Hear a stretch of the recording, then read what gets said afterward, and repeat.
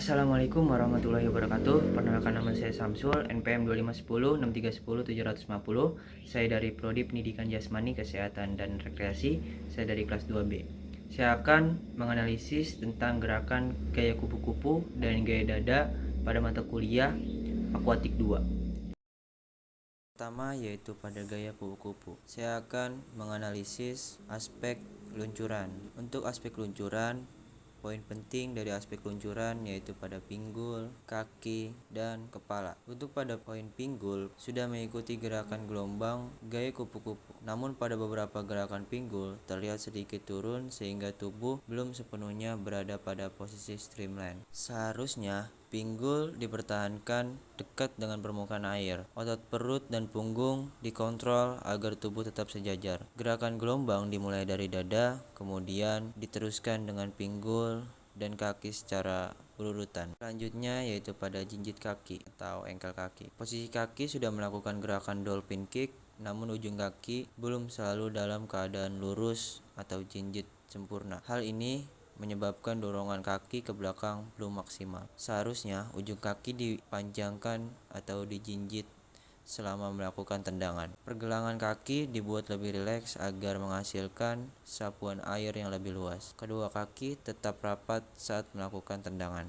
Selanjutnya yaitu pada aspek gerakan tangan. Gerakan kedua tangan sudah dilakukan secara bersamaan sesuai karakteristik gaya kupu-kupu. Tangan masuk ke air di depan kepala, kemudian melakukan tarikan dan dorongan ke belakang sebelum kembali diayunkan ke depan. Gerakan recovery sudah terlihat, tetapi ayunan tangan ke depan masih dapat dibuat lebih rileks lagi agar tidak mengurangi ritme renang. Seharusnya saat menarik air, siku dipertahankan lebih tinggi dan dorongan tangan ke belakang dilakukan sampai maksimal untuk menghasilkan tenaga dorongan yang lebih besar. Recovery dilakukan dengan gerakan yang lebih santai dan seimbang. Pada teknik pernapasan, pengambilan napas dilakukan ketika tangan berada pada fase dorongan. Waktu pengambilan napas sudah sesuai dengan pola dasar gaya kupu-kupu. Namun, kepala terkadang terangkat lebih tinggi dari yang diperlukan sehingga posisi tubuh menjadi kurang sejajar. Seharusnya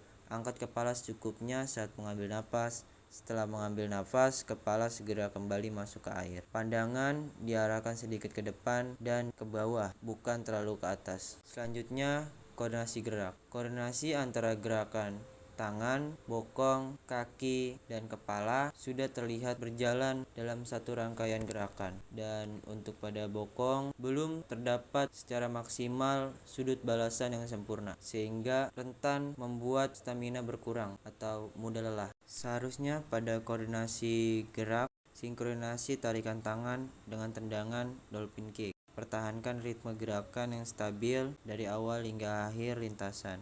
Hindari jeda yang terlalu lama antara gerakan tangan dan kaki. Selanjutnya yaitu pada gerakan gaya dada. Yang pertama itu gerakan tangan. Gerakan tangan dimulai dari posisi lurus ke depan, kemudian membuka ke samping untuk menangkap air, dilanjutkan menarik ke arah dada dan kembali lurus ke depan. Gerakan tangan sudah mengikuti pola dasar gaya dada, namun pada saat tarikan, gerakan masih dapat dibuat lebih efektif dengan menjaga arah tarikan agar tidak terlalu lambat. Seharusnya yaitu tarikan dilakukan secukupnya dan tidak melebar berlebihan. Siku tetap berada lebih tinggi saat fase penarikan air. Pelurusan tangan ke depan dilakukan dengan gerakan yang halus. Selanjutnya yaitu pada teknik pernapasan. Pengambilan nafas dilakukan ketika dua tangan melakukan tarikan ke arah dada.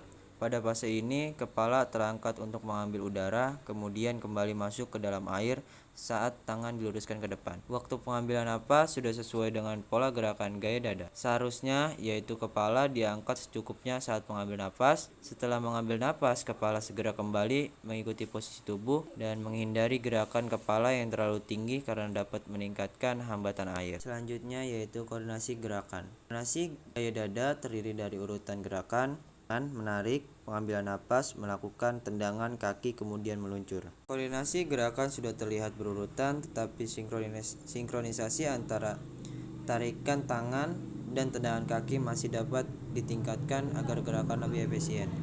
Seharusnya menjaga urutan gerakan tangan, nafas, kaki, dan luncuran.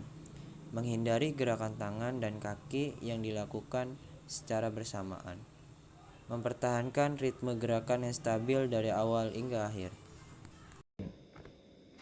Itu saja evaluasi dari saya tentang gerakan gaya kupu-kupu dan gaya dada yang saya praktikkan. Saya akan berusaha berlatih lebih giat lagi untuk memperbaiki gerakan-gerakan yang salah pada praktik yang gaya kupu-kupu dan gaya dada. Terima kasih. Wassalamualaikum warahmatullahi wabarakatuh.